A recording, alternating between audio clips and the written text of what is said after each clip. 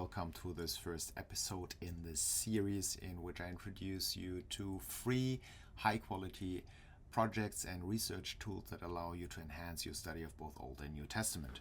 In this episode, I'm going to focus on a project by the United Bible Societies, the Marble.Bible or the Marble Project. It's an acronym that stands for Modular Aggregation of Resources on the Bible. Now, these resources are high-quality resources, not some of the quality of resources that you find in other web-based Bible platforms. This is high-quality. Think about the Old Testament text, for example, is being provided by the Biblia Hebraica Stuttgartensia. Yes, the official Biblia Hebraica Stuttgartensia of the German Bible Society, obviously without the text critical apparatus. This BHS version is being provided by the Telstra Center of Bible and Computing. So the probably most advanced high-quality database out in the industry. You would have to pay a good amount of money to get this into your Accordance package or your Logos package. Now, this BHS text is being accompanied with the Semantic Dictionary of Biblical Hebrew, a high-quality resource tool that is being directed by Rainier de Blaise of the United Bible Societies.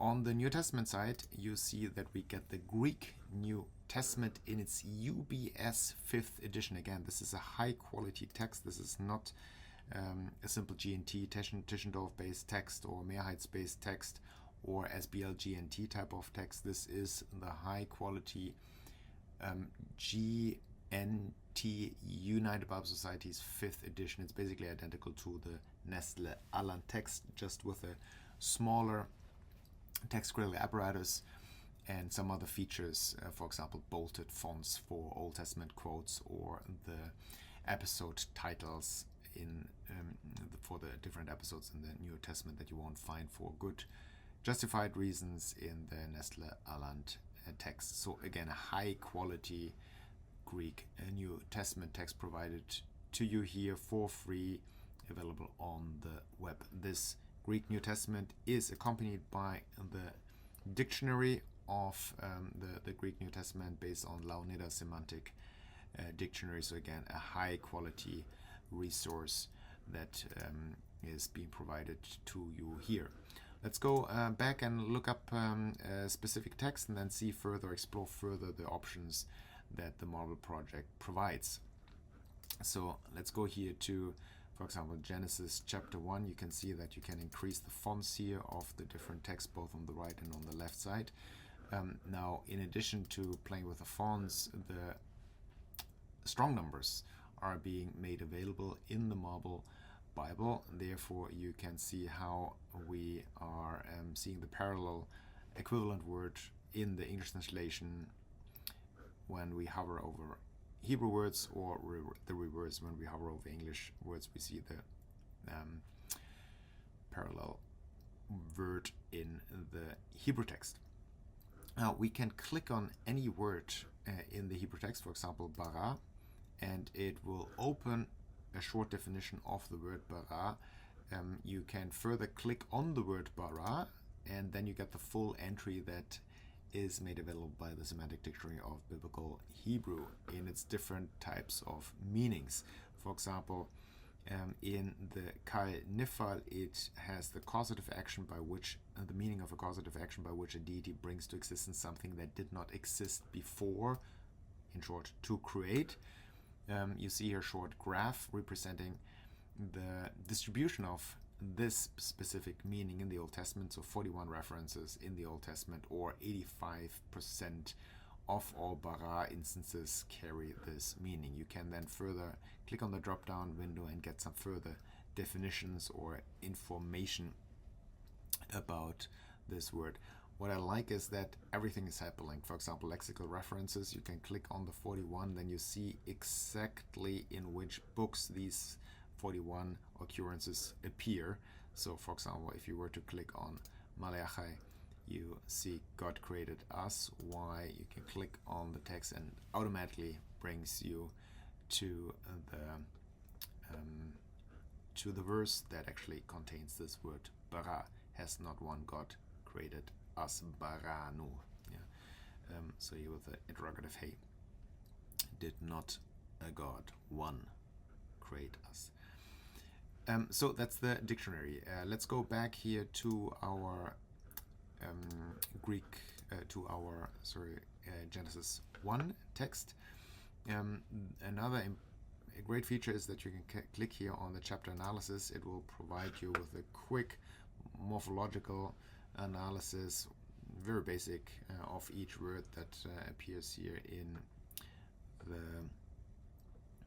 sequence of each verse, with the lexical domains, contextual domains, definitions, and then the basic glosses. This is the type of information that professional Bible translators are usually accessing.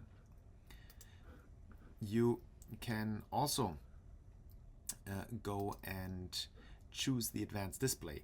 This will allow you to, for example, identify phrase functions. Again, it's based on the ETCPC database, so all the information that you have provided with the ETCPC database is being made visible, at least partially, on the clause and phrase level, I must say.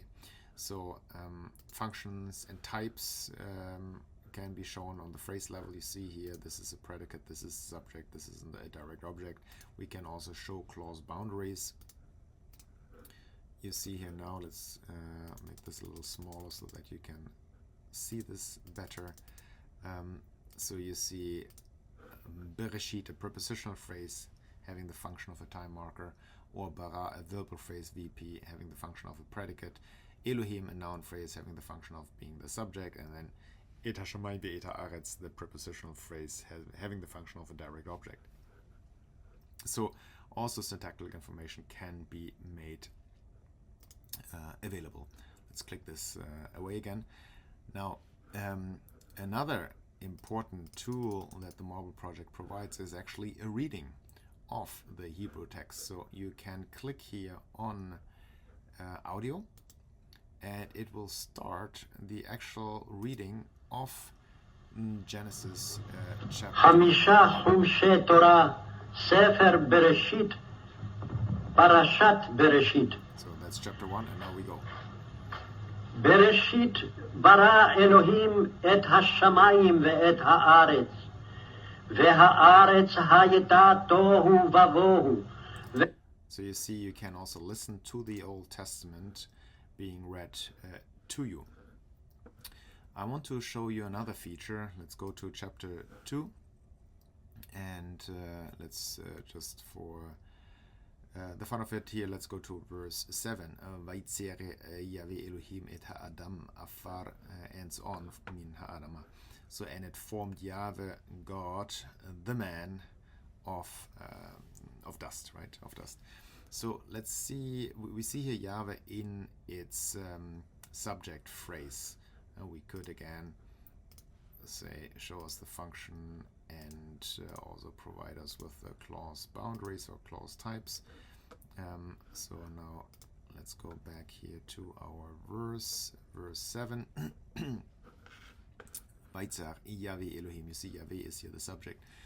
We now have this amazing option to click on the phrase. You see, I just clicked on the phrase, and the entire phrase is now being transported into the source language query tool.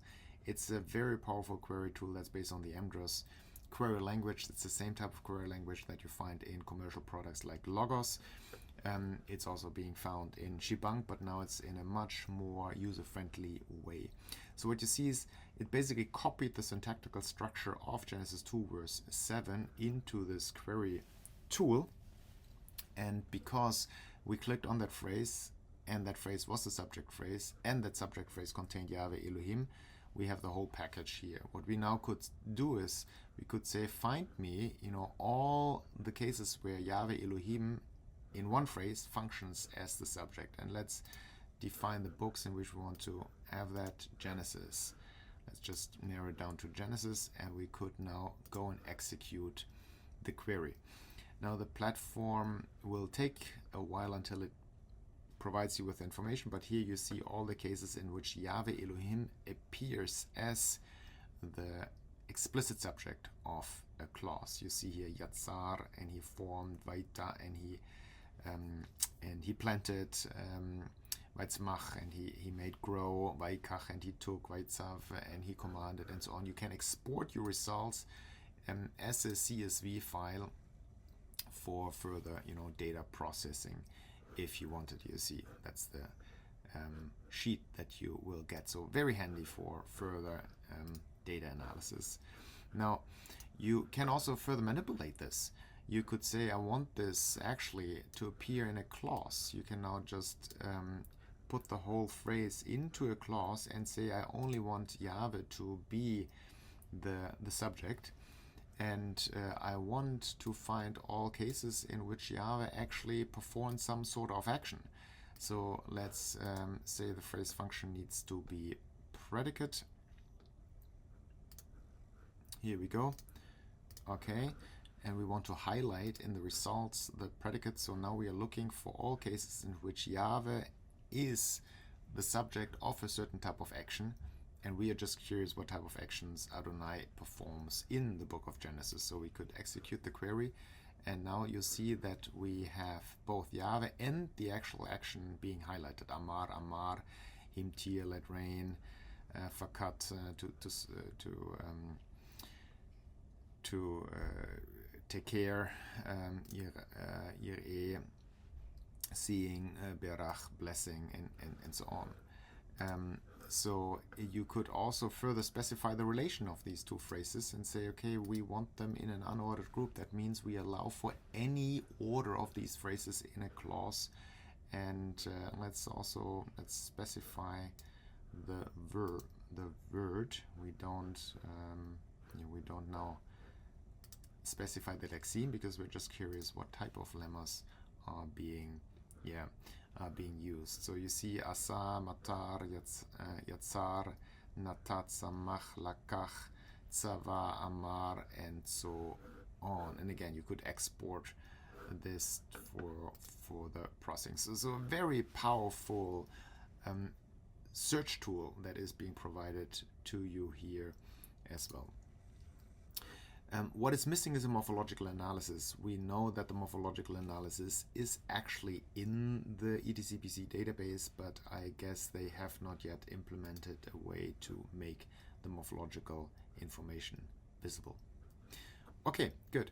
So the last two things here that I have not yet shown you is the option to look for images and videos. I will do that by moving to the New Testament. So here we have now the UBS in its 5th edition, and since we are close to Christmas, let's choose the book of Luke chapter 2 as our Christmas or birth narrative for Jesus. So we have here a couple of interesting terms, right? Caesaras, Augustu, Augustus, Caesar Augustus. We can now click here on chapter images, and it will look up any image that somehow relates to the birthing story of Jesus. So you see here images of the Church of Nativity in Jerusalem. You have images of typical shepherds that appear also in this narrative. You have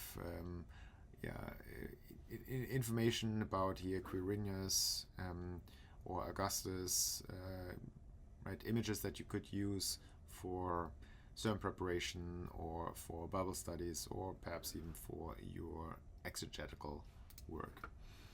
You could also click on videos, and here you see an entire video database that gives you access to information that is being provided in the chapter, in the gospel narrative, in the narrative of the birth of Jesus. For example, King David, or David appears, right? Death, the elders of Judah crowned David, a man from their own tribe, as their king.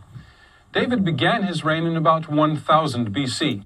You see little short videos, 2.5 minutes, that provide you with some background information. You can actually search the whole video database. It's high quality little videos done by the United Bible Societies, by going here to the video section, and you could, for example, type in Augustus. And you might not always find exactly what you would like to find. This is now on the Alexandrian Trojas, speaks about Paul's second journey, but let's say you are interested in Bethlehem.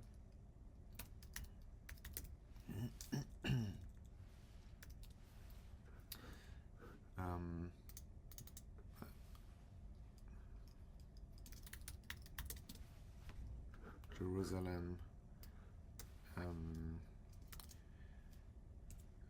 What else could we type in?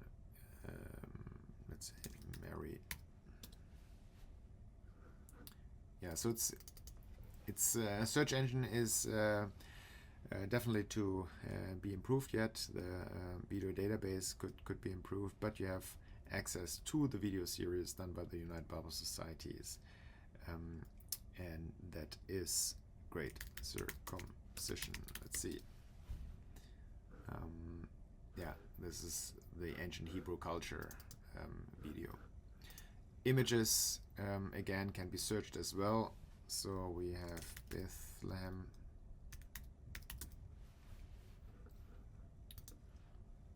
Here, for example, images of Bethlehem if you needed that for your work.